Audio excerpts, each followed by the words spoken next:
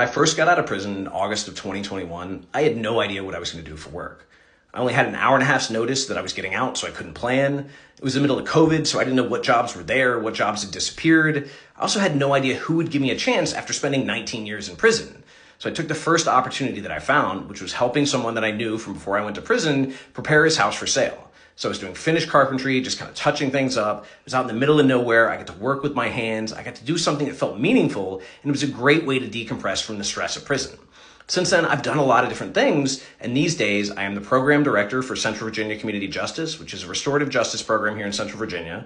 I'm also the executive director of Second Chancer Foundation. We do jail and prison reentry. I also do a lot of work at the local juvenile center. We have a big event next week where the kids get to invite their families in. We bring community partners in. We bring speakers in. We bring everybody together because so often the answers we're looking for just come from that proximity. From families talking to a community partner and saying, oh, well, we really need this, but we'd like to support our kid, but we have this issue going on. We find solutions to those problems. And additionally, it's something really good for the kids and for their families.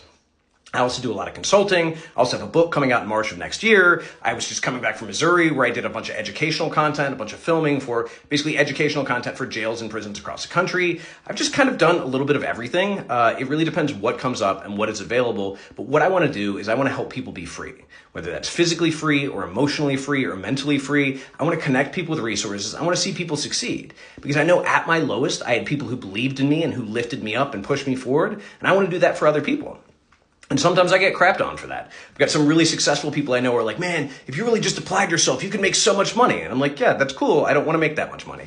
I want to do impact. Like, I would love to have money, but I want to know that the work I'm doing is meaningful.